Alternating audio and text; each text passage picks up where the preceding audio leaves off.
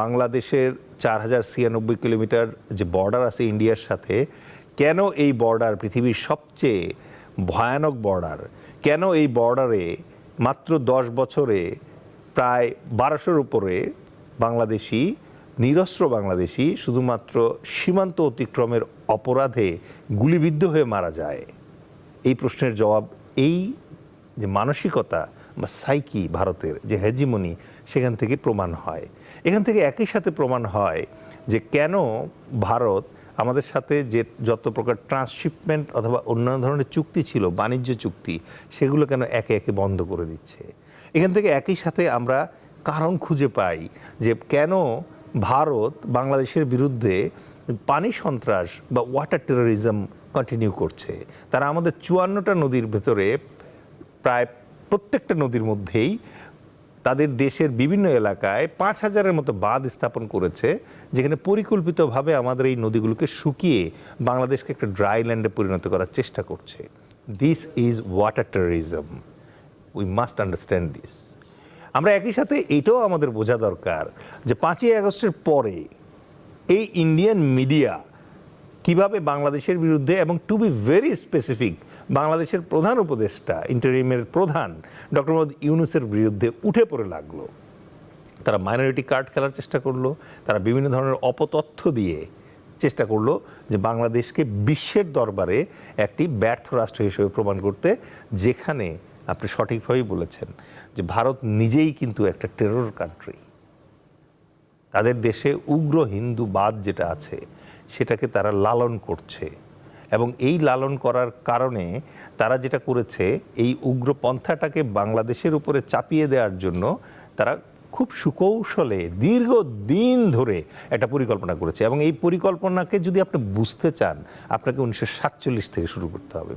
1947 সালে ভারত এবং পাকিস্তান নামে দুটো রাষ্ট্র তৈরি হলো, এবং পাকিস্তানের দুইটা পার্ট, একটা হচ্ছে পূর্ব পাকিস্তান, একটা হচ্ছে পশ্চিম পাকিস্তান।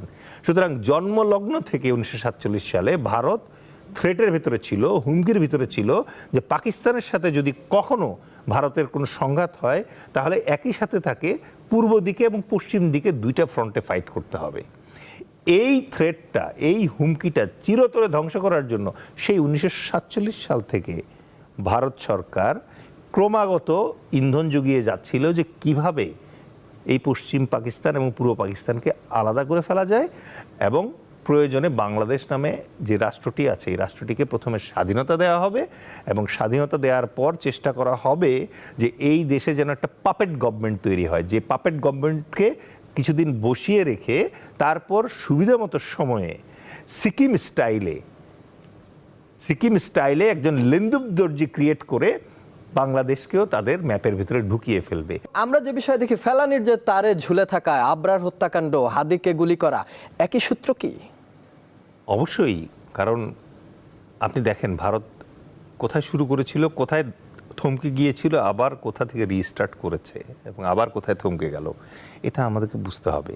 1971 সালে শেখ মুজিবুর রহমান বাংলাদেশে সরকার গঠন করলেন, এবং উনি কী করলেন, সকল পলিটিক্যাল পার্টি স্টপ করে দিয়ে বাকশাল কায়েম করলেন, একটা মাত্র পলিটিক্যাল পার্টি। এটা কেন? This is a dangerous indication যে এই বাকশাল একটা সময় গিয়ে সিকিম স্টাইলে সংসদে কিন্তু বিল নিয়ে আসতে পারত যে বাংলাদেশ কি ভারতের আর একটা প্রদেশ হিসেবে জয়েন করবে কিনা।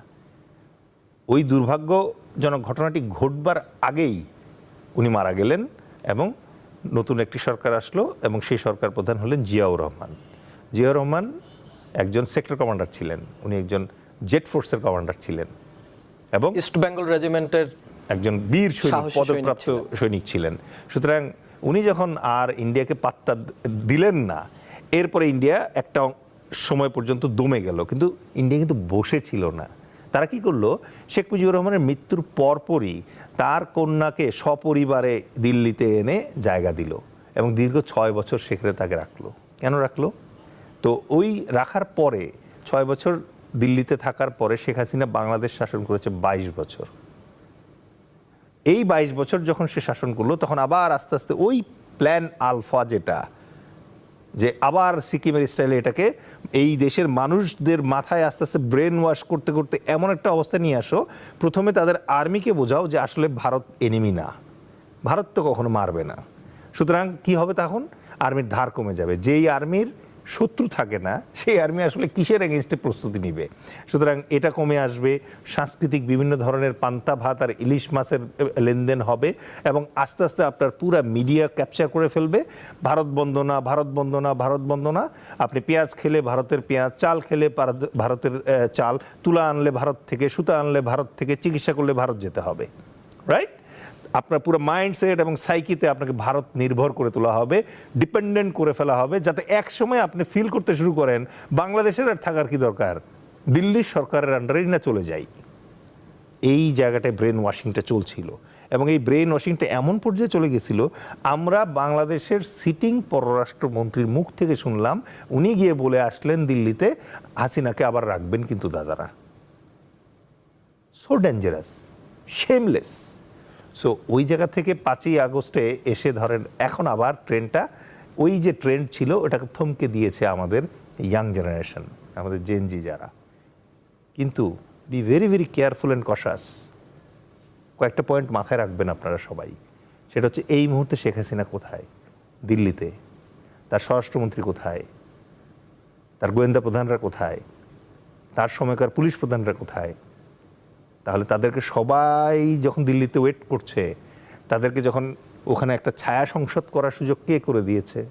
ভারত। তাদের বিবৃতি কে বাইরে আসতে দেয়? ভারত।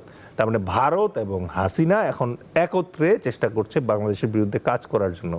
আজকে ডক্টর মোহাম্মদ ইউনূসের মতো একটা ইন্টারন্যাশনাল পার্সোনার থাকার কারণে পারছে না, বাট কালকে যখন ইলেকটেড একটা গভর্নমেন্ট আসবে, ডক্টর ইউনূসের ধারে কাছের পলিটিশিয়ান কি আছে? কার সেই ইন্টারন্যাশনাল কানেক্টিভিটি আছে? নাই। মাইন্ড ইট, এই যে পলিটিক্যাল গভর্নমেন্ট আসবে, সেই গভর্নমেন্ট একদিকে দেশটা চালানোর চেষ্টা করবে, আর ঠিক পাশে থেকে দেশটাকে নষ্ট করার জন্য, দেশটাকে ডিস্টেবিলাইজ করার জন্য একটা দল ওখানে বসে আছে।